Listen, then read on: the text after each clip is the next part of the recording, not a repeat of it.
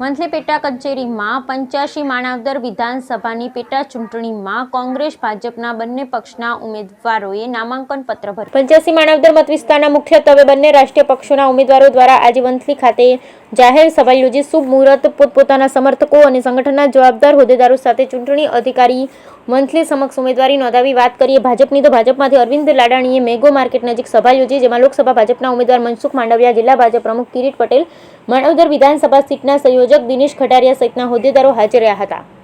જ્યારે કોંગ્રેસ પક્ષના ઉમેદવાર હરિભાઈ કણસાગરા દ્વારા આયોજિત કાર્યકર્તા સંવાદ કાર્યક્રમમાં વિશાળ સંખ્યામાં ઉપસ્થિત કોંગ્રેસ અને આપ પાર્ટીના કાર્યકરો હોદ્દેદારોની ઉપસ્થિતિ હતી, જેમાં લોકસભા ઉમેદવાર લલિત વસોયા, પોરબંદર વિધાનસભા ઉમેદવાર રાજુભાઈ ઓડેદરા, કિસાન નેતા પાલભાઈ આંબલિયા, વંથલી શહેર કોંગ્રેસ પ્રમુખ ઇરફાન સાદ સહિતના આગેવાનો ઉપસ્થિત રહ્યા। આમ બંને પક્ષે જીતના દાવા પ્રતિદાવા વચ્ચે બંને પક્ષે ફોર્મ ભરાયા છે, ત્યારે આવનારા દિવસોમાં મતદારોનું મન મનાવવા કોંગ્રેસ સફળ રહેશે કે પછી પ્રજાદ્રોહના આક્ષેપ સાથે મતદારોના વિદ્રોહની વ્યાખ્યાને ભરી પીવામાં ભાજપ સફળ રહેશે। બ્યુરો રિપોર્ટ રહીમ કરાવત સાથે ધનેશ રાંચ, વંથલી। હરિભાઈ ગોવિંદભાઈ કણસાગરા 85 માણાવદરના આજે અમે હજારોની સંખ્યામાં સામેલ થયા। અમે હજારોની સંખ્યામાં આજે અમારું ફોર્મ રજૂ કર્યું।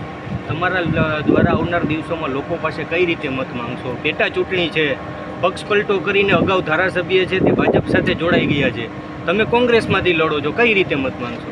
માણાવદર, વંથલી અને મેંદરડા વિસ્તારની પબ્લિક અને વિસ્તારના મતદારો બહુ ભણેલા ગણેલા અને સમજુ છે કે પક્ષ પલટુને ત્યારે પણ આ વિસ્તારના મતદારો સ્વીકારે નહીં।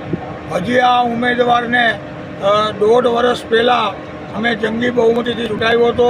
મતદારો ખૂબ અત્યારે પણ ઉત્સાહી છે, એને ધિક્કારે છે, વિશ્વાસઘાત કર્યો છે, એ વિશ્વાસઘાત સહન નથી કરી શકતા, એનો રોષ 7 તારીખે પેટીમાં દેખાડશે। અમે જંગી બહુમતીથી જીતશું। હજારો કાર્યકરો અને મારા મતદારો કામ કરી રહ્યા છે। રામ લખમણની જોડી થઈ છે અને અમારી હારે ખંભે ખંભા મિલાવીને અમારી સાથે કામ કરી રહ્યા છે। અમે જંગી બહુમતીથી ચૂંટાશું। આ વિસ્તાર વંથલી મેંદરડા વિસ્તારમાં ખેડૂતો, ગરીબો અને મધ્યમ વર્ગની વસ્તી છે। અહીંયા કોઈ ઉદ્યોગપતિ નથી, પરંતુ આ ભાજપ સરકારે ખેડૂતોનું આજની તારીખમાં ખેડૂતો હેરાન છે, શોષણ કર્યું છે, ગરીબોનું શોષણ કર્યું છે। આ કોઈ ઉદ્યોગની સ્થાપના નથી કરી કે લોકોને રોજીરોટી મળે।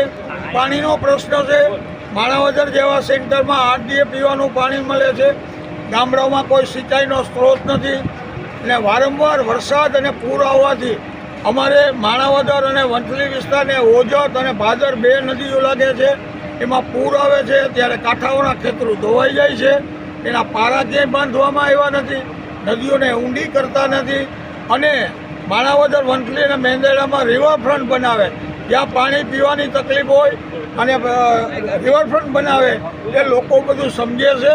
લોકો એને 7 તારીખે જવાબ આપશે અને અમે જંગી બહુમતીથી ચૂંટાવું।